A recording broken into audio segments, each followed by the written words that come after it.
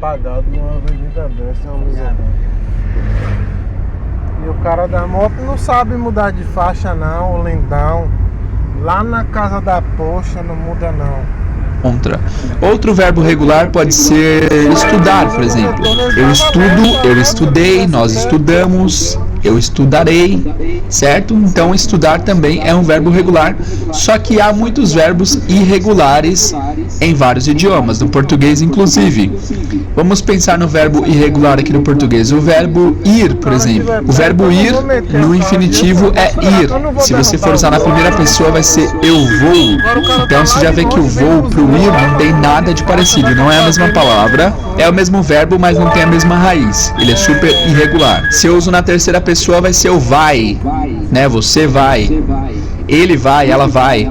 Se eu uso no plural vai ser vamos, pode ser vão também.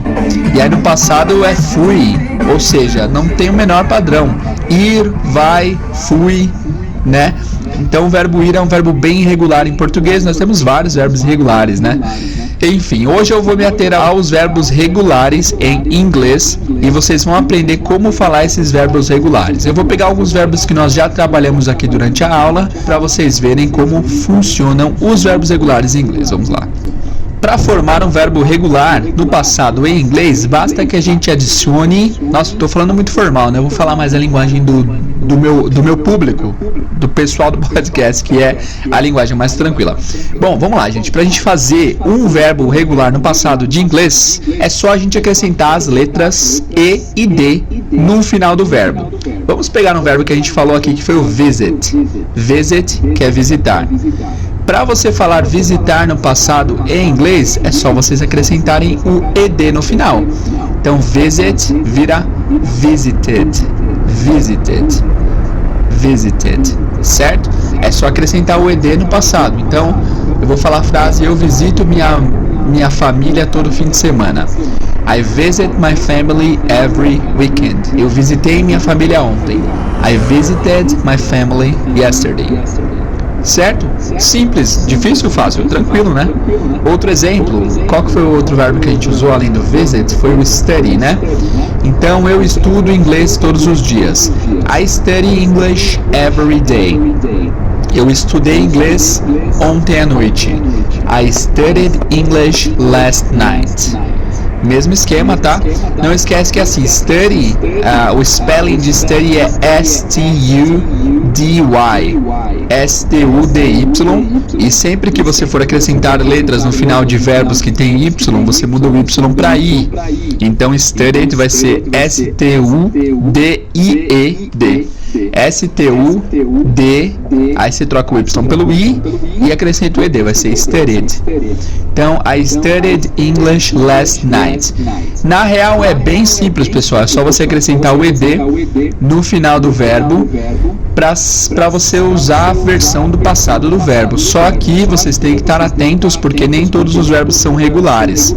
E como saber, teacher, quais verbos são regulares e quais não são? Não há maneira de saber sem saber. A gente tem que saber realmente quais são os verbos. Em português também não tem macete, não tem como a gente saber quais dos verbos que a gente usa que são irregulares ou não. Eu vou tentar achar 5 verbos aleatórios em português pra gente ver se eles são regulares ou não. Vamos ver. Trabalhar. Eu trabalhei ontem, trabalhamos. Regular, né? Tem a mesma raiz da palavra. Outro verbo, jogar. Jogar, joguei, jogamos. Regular também. Tô pensando em qualquer verbo aqui, sem ordem específica. Tocar de violão, tocar de instrumento. Tocar, toquei, tocamos, beleza, regular também. Então você vê que a maioria é regular, né? Em inglês também a maioria vai ser regular, só que tem muitos irregulares também. Deixa eu pensar em outro verbo irregular em português. Difícil, né? Verbos irregulares em português. Deixa eu procurar aqui no Google, pessoal.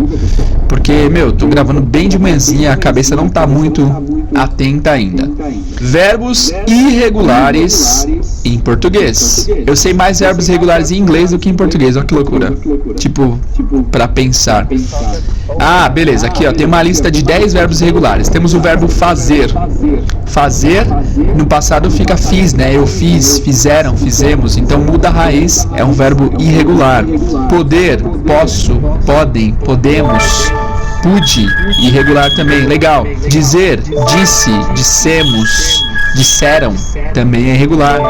Estar, o verbo to be, né? O verbo to be é super irregular. Aliás, o verbo to be é um verbo que vocês já conhecem e ele é irregular em inglês, né? Por que ele é irregular? Porque vocês já notaram que ele não tem a mesma raiz em inglês, né? Quando você for conjugar o verbo to be com I, vai ser am. Com he, she, vai ser is. Com we, they, you, vai ser are. Ele é super irregular. Em português também, estar.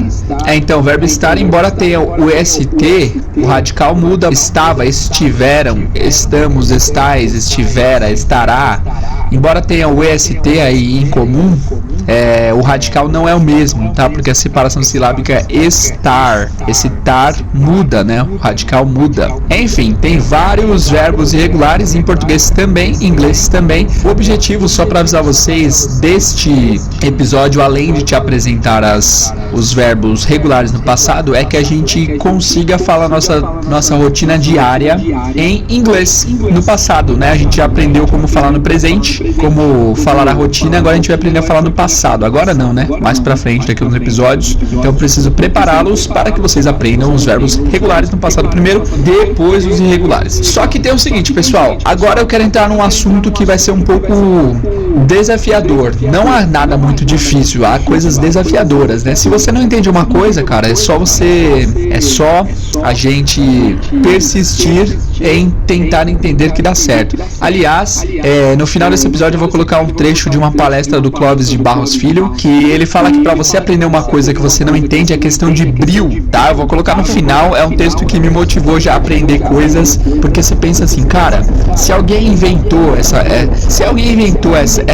matéria, essa coisa, e tem várias pessoas que conseguiram aprender, por que eu não conseguiria? Então ele diz que isso é questão de você realmente tentar. Eu vou colocar no final do podcast esse trecho da palestra do Clóvis de Barros Filho. Ele fala alguns palavrões, eu vou colocar uns pis aí, porque nem todo mundo é confortável com palavrão. Eu sou um deles, também não costumo falar, enfim.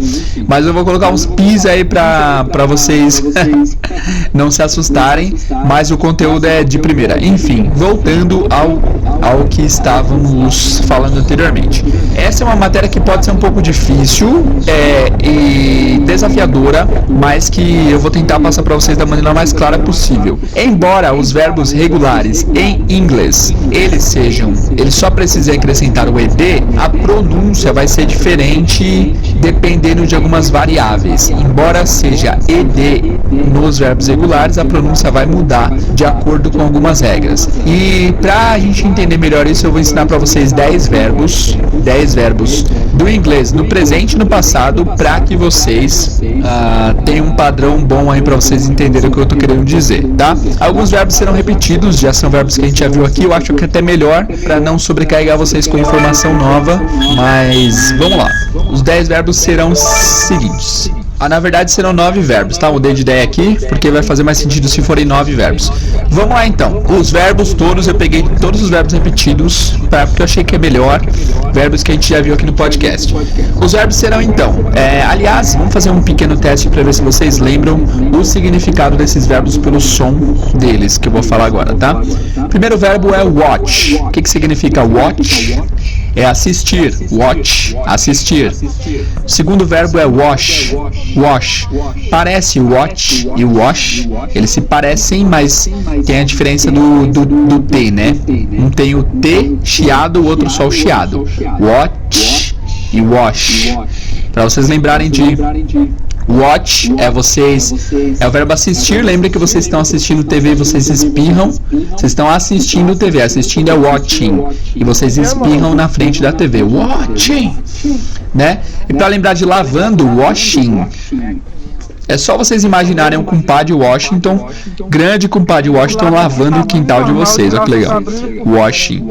Compadre Washington is washing my yard. Beleza? Terceiro verbo, eu acho que a gente não viu na verdade. Terceiro verbo é walk. Walk. W-A-L-K. Walk. W-A-L-K.